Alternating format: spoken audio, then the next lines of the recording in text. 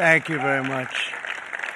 Thank you. Nice crowd. What a good-looking group of people. Well, we have some very, very good news today, and a lot of good things are happening for our country. Please sit down. My fellow Americans, this is Liberation Day, waiting for a long time.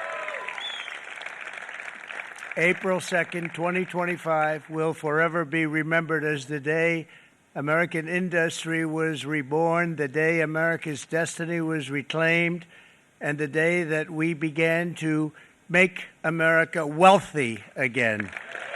We're going to make it wealthy, good and wealthy. For decades, our country has been looted, pillaged, raped, and plundered by nations near and far, both friend and foe alike. American steel workers, auto workers, farmers, and skilled craftsmen, we have a lot of them here with us today. They really suffered gravely. They watched in anguish as foreign leaders have stolen our jobs, foreign cheaters have ransacked our factories, and foreign scavengers have torn apart our once beautiful American dream. We had an American dream that you don't hear so much about. You did 4 years ago, and you are now, but you don't too often, and for many years and decades even, you didn't hear too much about. Our country and its taxpayers have been ripped off for more than 50 years, but it is not going to happen anymore. It's not going to happen. In a few moments, I will sign a historic executive order instituting reciprocal tariffs on countries throughout the world. Reciprocal, that means they do it to us and we do it to them. Very simple. Can't get any simpler than that. This is one of the most important days, in my opinion, in American history. It's our declaration of economic independence. For years, hardworking American citizens were forced to sit on the sidelines as other nations got rich and powerful, much of it at our expense.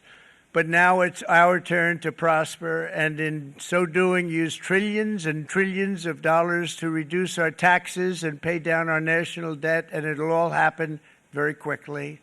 With today's action, we are finally going to be able to make America great again, greater than ever before.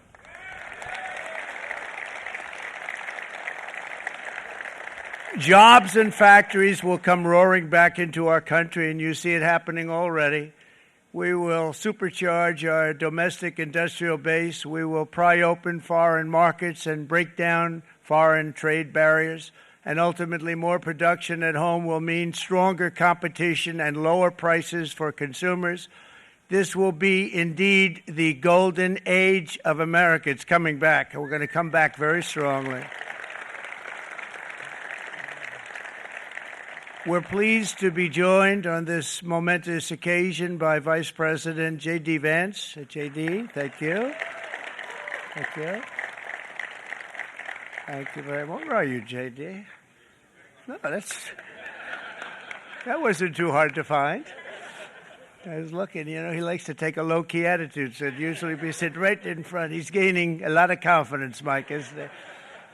And nearly my entire cabinet is here, as well as Speaker Mike Johnson, who's done an amazing job. And with the great success we had last night in Florida, we have a majority of 7. And 7's like a lot when we had it at 1, right? You've done a fantastic job. And many of the members of the House and Senate are with us. Senators, Congressmen, thank you all for being with us. We appreciate it. For decades, the United States slashed our trade barriers on other countries, while those nations placed massive tariffs on our products and created outrageous non-monetary barriers to decimate our industries. And in many cases, the non-monetary barriers were worse than the monetary ones. They manipulated their currencies, subsidized their exports, stole our intellectual property, imposed exorbitant VAT taxes to disadvantage our products, adopted unfair rules and technical standards, and created filthy pollution havens. They were absolutely filthy, but they always came to us and they said, we're violating, we should pay for it. It's all detailed in a very big report by the U.S. Trade Representative on Foreign Trade Barriers, and I'll just hold it up for you. It's available, and you don't have to pay too much. As I understand it, you'll pay nothing. It's a lot of work for something, actually, because it's a special book. It's frankly, it's very upsetting when you read it, when you see what people have been doing to us for 30 years. This all happened with no response from the United States of America, none whatsoever. But those days are over. Let me offer just a few examples of the vicious attacks our workers have faced for so many years. The United States charges other countries only a 2.4 tariff on motorcycles. Meanwhile, Thailand and others are charging much higher prices, like 60%. India charges 70%. Vietnam charges 75%, and others are even higher than that. Likewise, until today, the United States has for decades charged a 2.5 tariff. Think of that, 2.5% on foreign-made automobiles. The European Union charges us more than 10% tariffs, and they have 20% VATs, much, much higher. India charges 70%, and perhaps worst of all are the non-monetary restrictions imposed by South Korea, Japan, and very many other nations. As a result of these colossal trade barriers, 81% of the cars in South Korea are made in South Korea. 94% of the cars in Japan are made in Japan. Toyota sells 1 million foreign-made automobiles into the United States, and General Motors sells almost none. Ford sells very little. None of our companies are allowed to go into other countries. And I say that, friend and foe, and in many cases, the friend is worse than the foe in terms of trade. But such horrendous imbalances have devastated our industrial base and put our national security at risk. I don't blame these other countries at all for this calamity. I blame former presidents and past leaders who weren't doing their job. They let it happen, and they let it happen to an extent that nobody can even believe. That's why, effective at midnight, we will impose a 25% tariff on all foreign-made automobiles.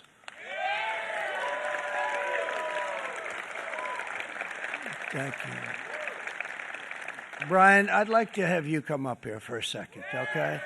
I just see him sitting. He's been a fan of ours, and he understands this business a lot better than the economists, a lot better than anybody. Brian, say a few words, please, would you? Thank you, Mr. Thank you. It's a great honor to have you. Thanks. Thank you, Mr. President. I grew up just north of Detroit, Michigan, in Macomb County, known as the home of the Reagan Democrats. My first vote for president was for Ronald Reagan. I thought that was going to be the best president I ever saw in my lifetime until Donald J. Trump came along. I have watched my entire life, I have watched plant after plant after plant in Detroit and in the metro Detroit area close. There are now plants sitting idle. There are now plants that are underutilized, and Donald Trump's policies are going to bring product back into those underutilized plants. There's going to be new investment. There's going to be new plants built. And the UAW members, and I brought 20 of them with me, they're sitting right over here. We support Donald Trump's policies on tariffs 100%. So, Mr. President, we can't thank you enough. And in 6 months or a year, we're going to begin to see the benefits. I can't wait to see what's happening 3 or 4 years down the road. Thank you, Mr. President. Thank you. What a great guy. He got it right from the beginning. He got it before almost anybody else. This group over there, they got it too. And you know, we won the state of Michigan. We won almost all of them, but we won Michigan by a lot, and I want to just thank you all. The auto workers were fantastic. The Teamsters were fantastic. Everyone was pretty good, I will tell you. Thank you very much. I appreciate it. You're going to be very happy very soon, and you probably see what's happening with all of the, not only car companies, but car companies in particular. You see it with all of the ones they're moving, they're announcing day in, day out. You're seeing it. Nobody's ever seen anything like that. With today's actions, we're also standing up for our great farmers and ranchers who are brutalized by nations all over the world. It's brutalized. Canada, by the way, imposes a 250 to 300% tariff on many of our dairy products. They do the first can of milk. They do the first little carton of milk at a very low price, but after that it gets bad, and then it gets up to 275, 300%. So when they're figuring what's Canada charging, they say, oh, about 2%, 3%. But take a look at what happens down the road. When you look a little bit, it's not a pretty picture, and we don't like it, and it's not fair. It's not fair to our farmers. It's not fair to our country.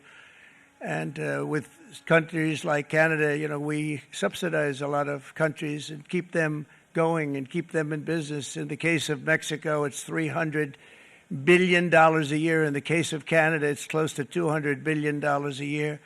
And I say, why are we doing this? Why are we doing this? I mean, at what point do we say you got to work for yourselves, and you got to? This is why we have the big deficits. This is why we have that amount of debt that's been placed on our heads over the last number of years, and we're really not taking it anymore.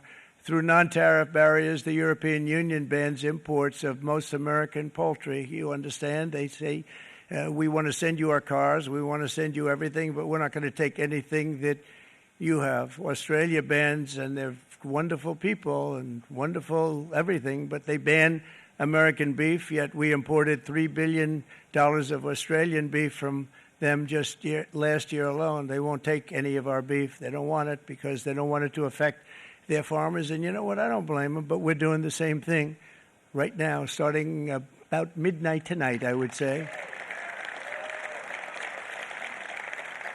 And China charges American rice farmers an overquota, it's called, a tariff rate of 65%. South Korea charges 50%.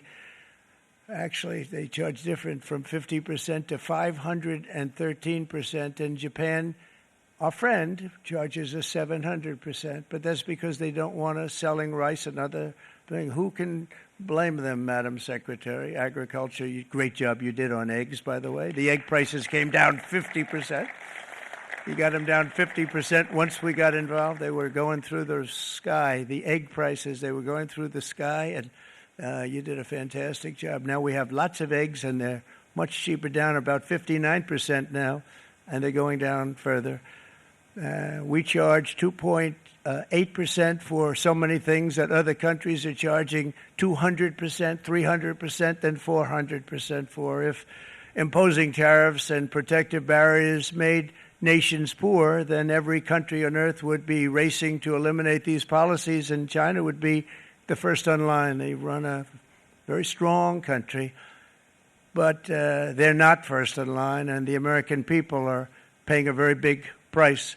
From 1789 to 1913, we were a tariff-backed nation, and the United States was proportionately the wealthiest it has ever been. So wealthy, in fact, that in the 1880s, they established a commission to decide what they were going to do with the vast sums of money they were collecting. We were collecting so much money so fast, we didn't know what to do with it. Isn't that a nice problem to have? What do you think, Marco? Good problem?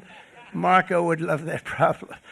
But we don't have that problem anymore, but we're not going to have it very much longer, I will tell you. But they collected so much money, they actually formed a commission to determine what they were going to do with the money, who they were going to give it to, and how much.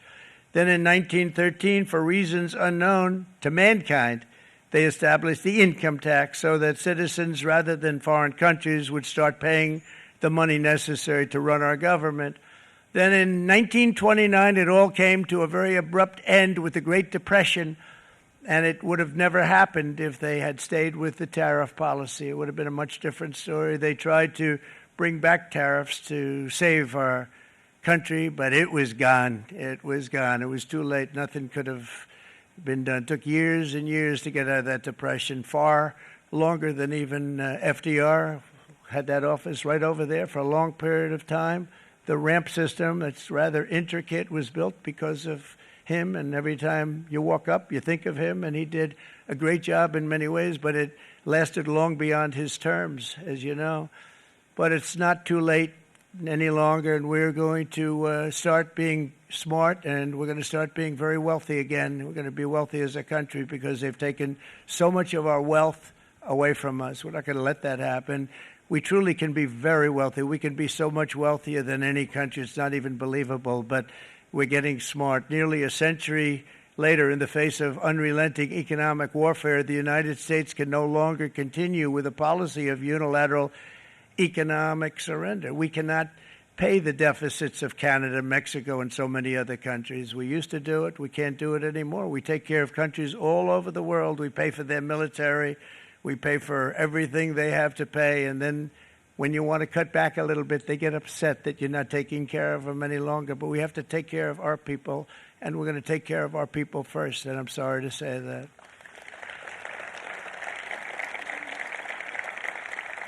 And today we're standing up for the American worker, and we are finally putting America first.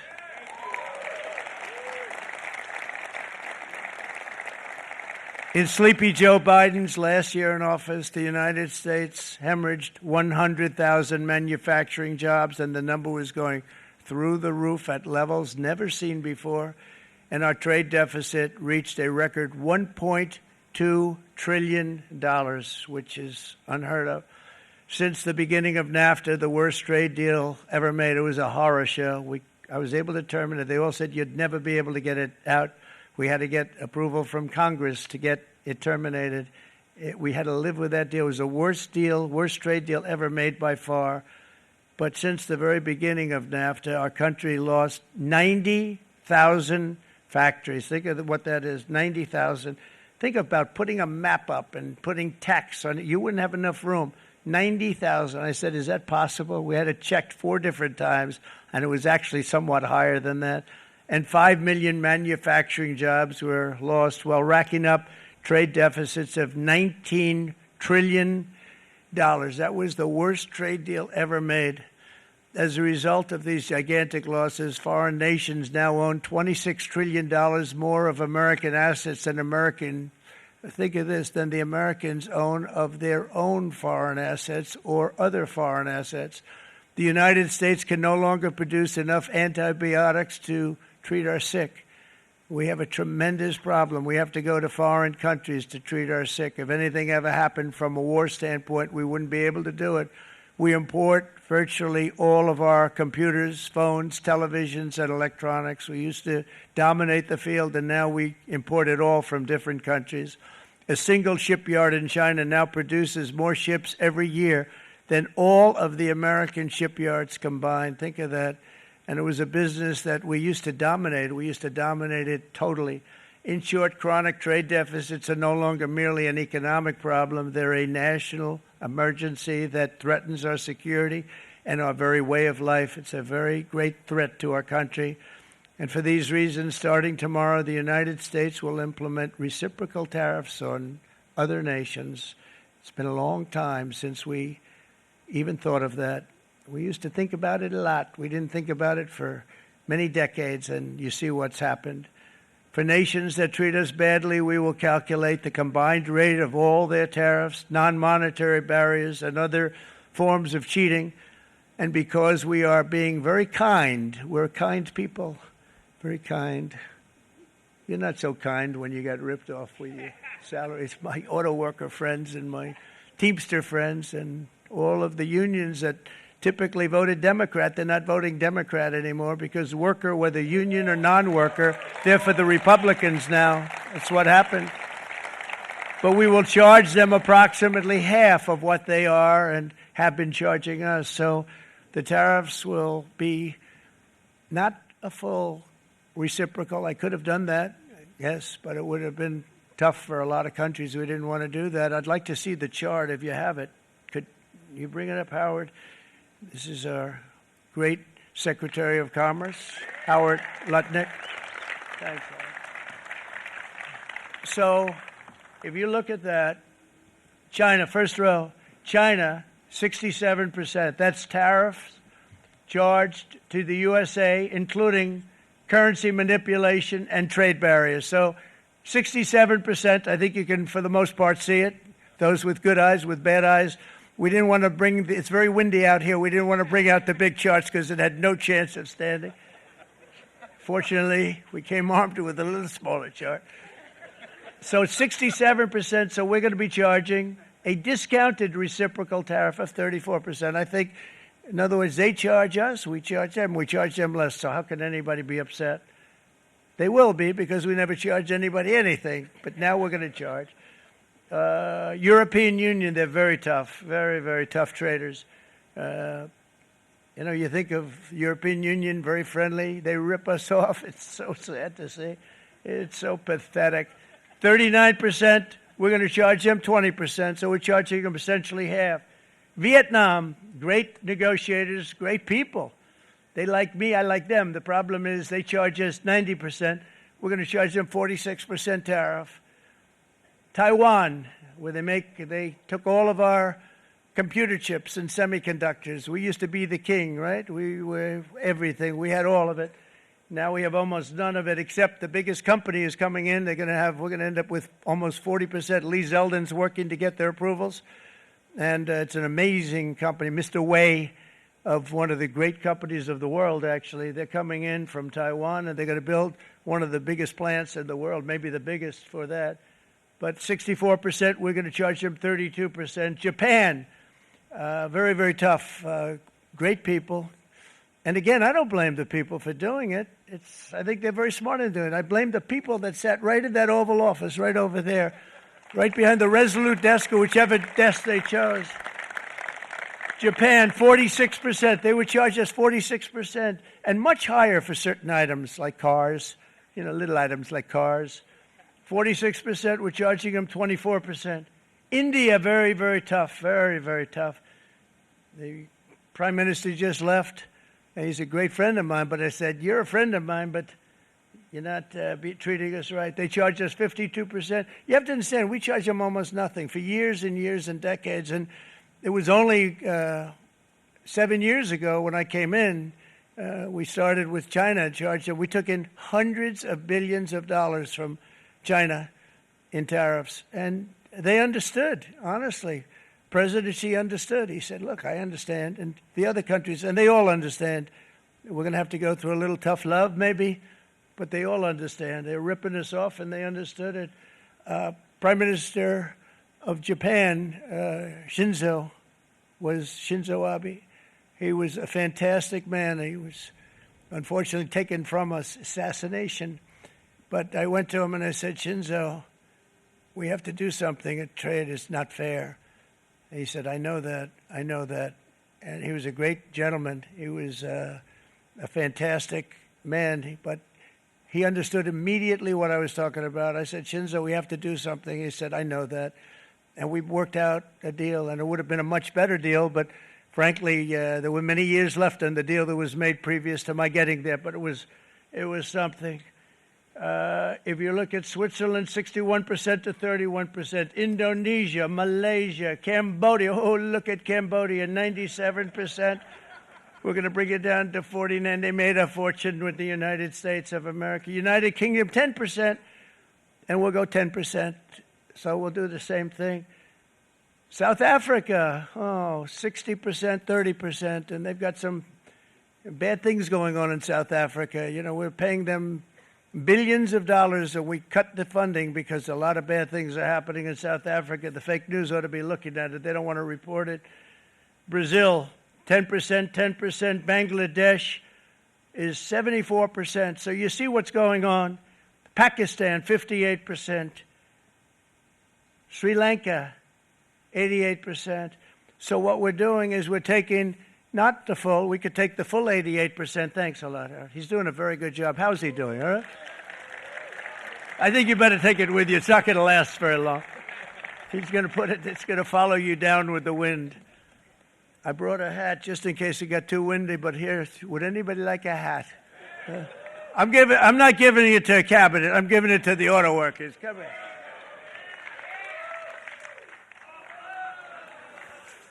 Thank you, fellas. Get it. That's it. They deserve it more than our cabinet. Our cabinet has plenty of hats. But you see the numbers. The numbers are so disproportionate. They're so unfair. At the same time, we will establish a minimum baseline tariff of 10%. You notice that on the chart. And that'll be on other countries to help rebuild our economy and to prevent cheating. So we're going to have a minimum of cheating, and we're going to be very severe on the people that at the gate that watch the tariffs and watch the product coming in, because there's been a lot of bad things happening at the gate because the money is so enormous that you're talking about. There's never been probably anything like it in terms of the enormity, and there are a lot of bad things happen at the people that do the check-in, and they're looking at 10-year jail sentences if they do play. We're going to treat them so good, but if they cheat, the repercussions are going to be extremely strong. Foreign nations will finally be asked to pay for the privilege of access to our market, the biggest market in the world. We're right now the biggest market in the world. We had a great country 4 years ago in terms of the economics. We were doubling up on China. We were doing so well. Nobody was going to catch us, but so much of it slipped away over the last 4 years under Biden. I campaigned on this policy throughout last year, and today that promise was made, and it was also a promise, as you know, that was kept. Promises made, promises kept. To any company that objects to our common sense reciprocal tariffs, again, reciprocal, back and forth, back and forth. And I call this kind reciprocal. This is not full reciprocal. This is kind reciprocal. But what we do is we cut it in half. We charge them. My answer is very simple if they complain. If you want your tariff rate to be zero, then you build your product right here in America, because there is no tariff if you build your plant, your product in America. And we've seen companies coming in like we've never seen before.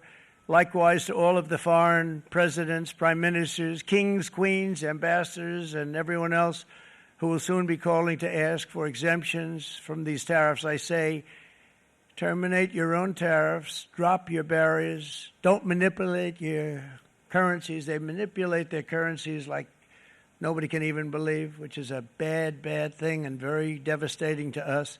And start buying tens of billions of dollars of American goods. Tariffs give our country protection against those that would do us economic harm. And many people were looking to do us economic harm. Maybe not so obviously, but they were doing tremendous economic harm.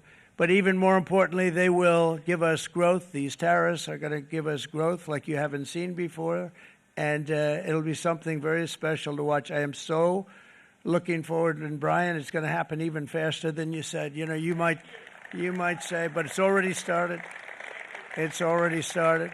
Work's already begun on plants all around the country, and you see that as before. These are big, rich companies. We have $61 billion started on a big plant going up. It's going to be announced over the next 2 days, and they already started work. Many of these the biggest companies in the world, they've committed to build. We're going to build, sir.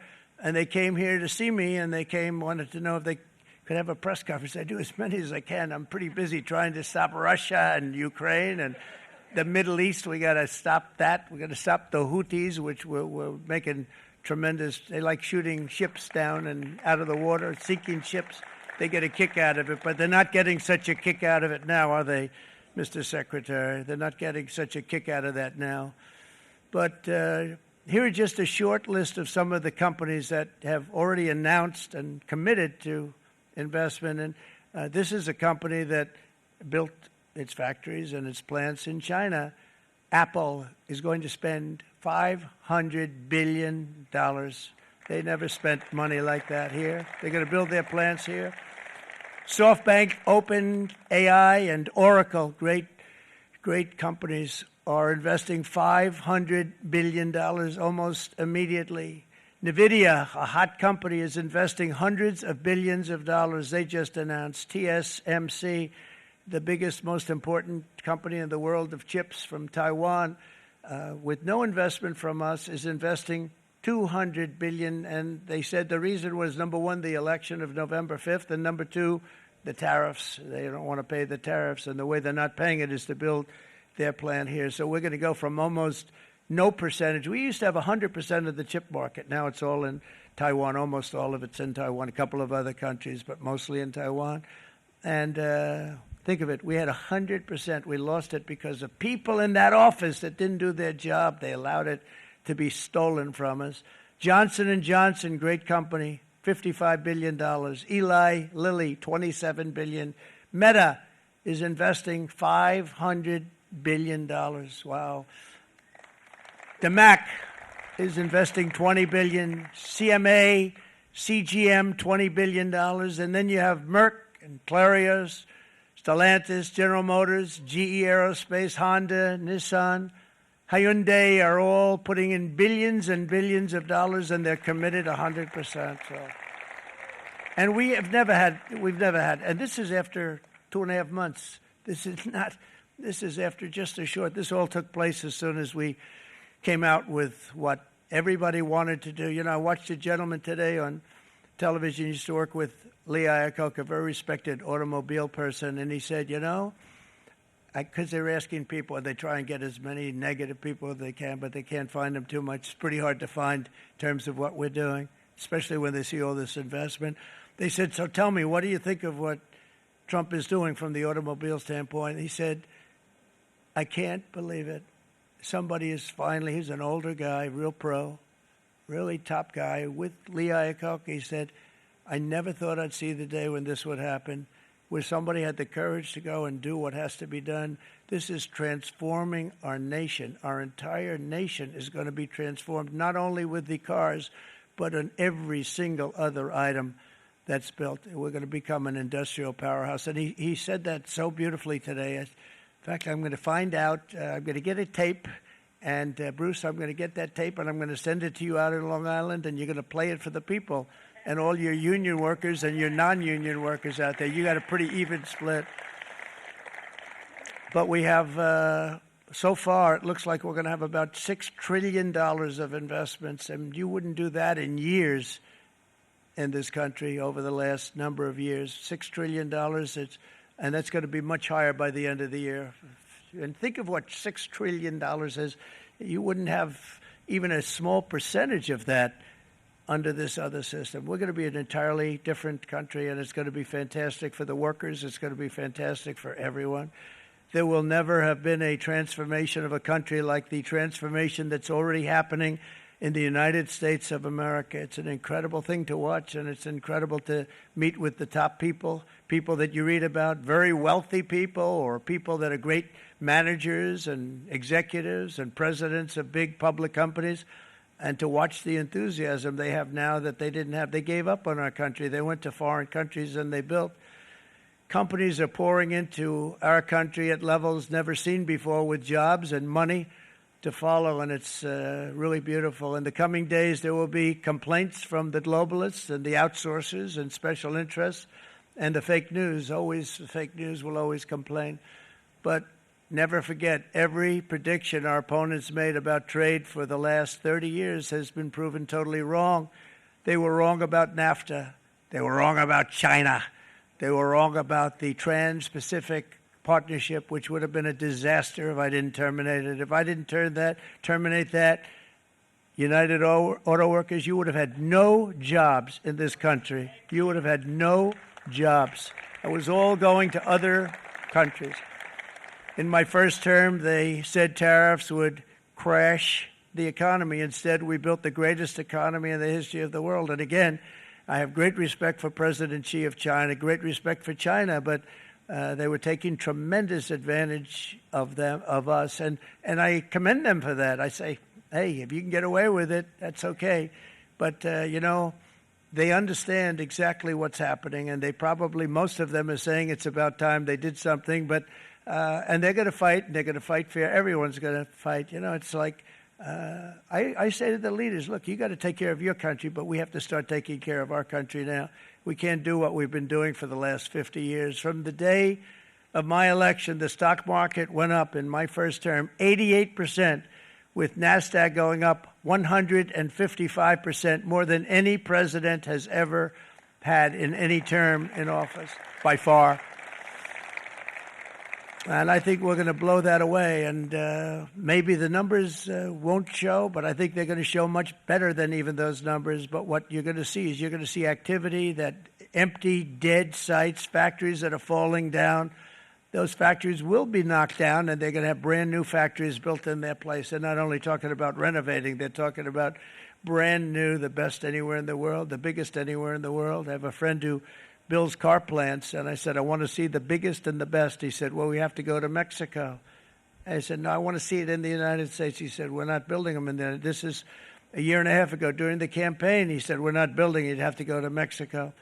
When I was starting to decide to run, and I went to number one in the polls very rapidly, I want to say, like let's say in the first hour, and then shortly thereafter, it looked like I was going to win, and the fake news was saying, "Oh no, don't do this." What they don't know is if I didn't win, they would have really been in trouble, because nobody wants to read them anyway.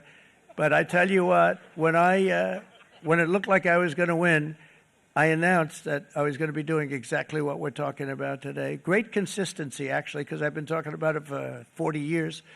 But because I saw what was happening 40 years ago. If you look at my old speeches when I was young, very handsome, my old speeches, and that people would say I'd be on a television show, I'd be talking about how we were being ripped off by these countries. I mean, nothing changes very much. The only thing that changed were the countries, but nothing really changes. But it's why it's such an honor. It's such an honor to be finally able to do this.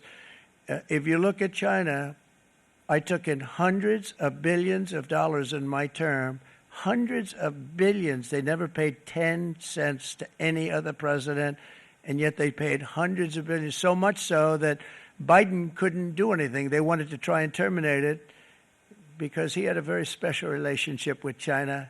You know what the relationship was? He had a special relationship. But the numbers were so big, that they couldn't do it. So they did ease it up. They did things that they shouldn't have done. They made it a lot more comfortable for them, but they couldn't do it because the numbers were hundreds of billions of dollars, and I did that. And we were on our way to doing something like incredible. And then we had a very bad election happen, a very bad election. A lot of bad things happened. So when I said we got to do it again, I said we have to make it too big to rig. And we made it too big to rig, and we won in records, and it was a monumental win. And it was such an honor to see so many of you, like Brian and your friends, here with us to celebrate, and to more importantly celebrate what we're doing, because that wouldn't be a full celebration if we didn't do this, because this will be an entirely different country in a short period of time. It'll be something the whole world will be talking about it. The critics made the very tired predictions earlier this year, but in February, core inflation dropped to the lowest rate in 4 years, and the price of eggs, as you know, just in a month and a half, we were there for 4 weeks. And the first week, I got blamed for eggs. I said, I just got here. They said eggs have gone up at like 250%, and you can't get eggs. And they were going crazy. And I said, I just got here. And then we got to work on eggs, and we got to work on everything. And our great Secretary of Agriculture, you did a fantastic job. Brooke Rollins, she did a fantastic job. And as I said before, the price of eggs dropped now 59%, and they're going down more, and the availability is fantastic. They were saying that for Easter, please don't use eggs. Could you use plastic eggs? I said, we don't want to do that. We want to, and you really came through. It's an amazing job. Thank you very much, Brooke. You did great. But likewise, an old-fashioned term that we use, groceries. I used it in the campaign. It's such an old-fashioned term, but a beautiful term, groceries. It sort of says a bag with different things in it.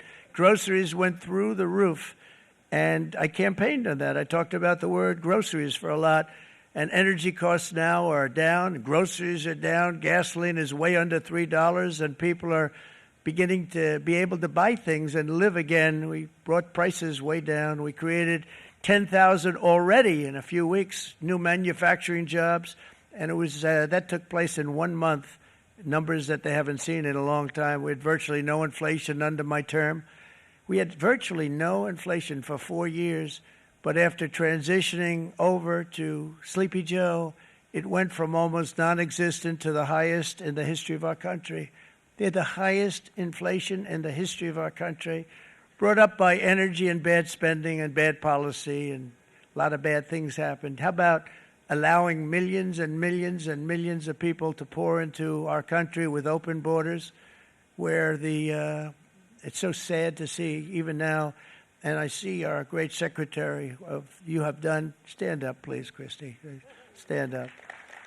Christy Noem. And Tom Homan. These people are doing a great job, but gotten them out in records. We have problems with judges that don't want them to go out. They want Tren de Aragua, and they want MS-13, the most vicious gangs ever. Nobody's ever seen anything like it. Absolute killer gangs. They kill people. They don't even think about it. And we put them out, and we have judges now, radical left judges that they don't want them to go out. They want them to even be brought back. Let's bring them back. You've done a fantastic job, and please thank everybody. Homeland Security, thank everybody. Appreciate it.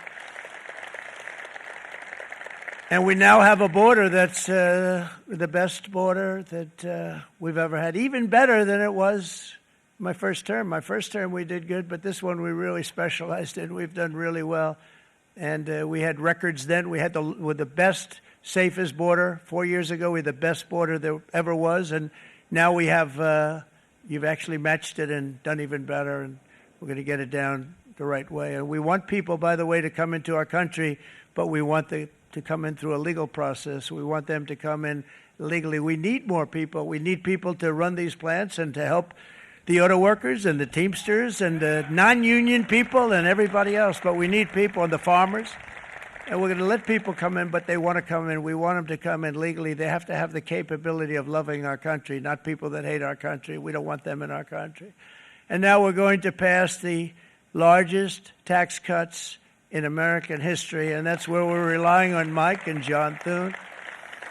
And we will not cut Social Security, Medicare, or Medicaid benefits, and the Democrats will, because if they got in, the entire economy would collapse. This country was heading for a collapse under the people that you saw. They were horrible. I think one of the reasons people like the job, I have my highest approval ratings because I think they're comparing me to the worst administration in the history of our country, so I appreciate that at least. But Speaker of the House Mike Johnson and Senate Majority Leader, appreciate it, Mike. John Thune have been fantastic, by the way. But they've been working tirelessly on taking the next step to pass the plan for our one big, beautiful bill. I'd like to name it that if you can. One big, beautiful. I made that statement about 6 months ago, and everybody calls it one big, beautiful bill. And it will be that. It'll have everything, the big tax cuts and every incentive there is. And it'll be fantastic. And by the way, for the cars, we're asking for an interest deduction on a loan. So if you build the car, only in America we do it, Brian. If the car's not built in America, you don't get the interest rate deduction.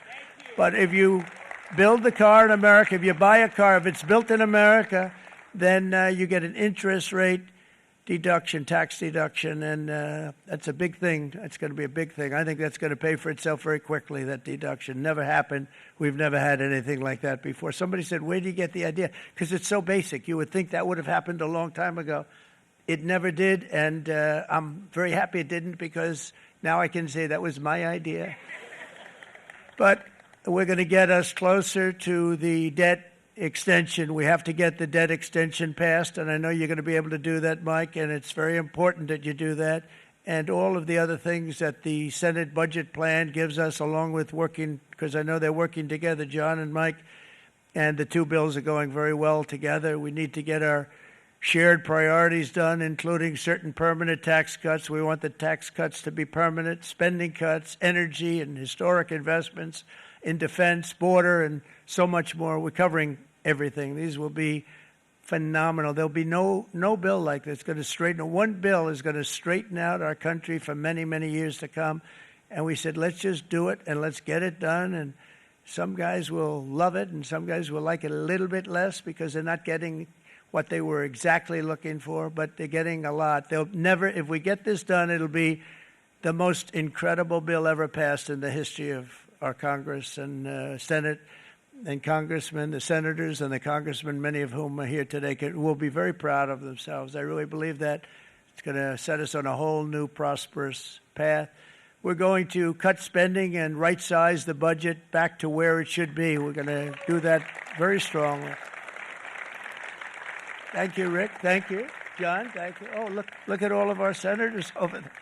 Oh, boy. That's a nice group of people. But I won't like them so much if they don't get this bill done. That's a great group, and Congressman, thank you very much. I appreciate it. Tremendous people. The Senate plan has my complete and total support, and the House plan likewise is very similar. They're moving along pretty much at the same clip, and as soon as you're ready, you'll show it to me, and I'm sure it'll have my support, Mike.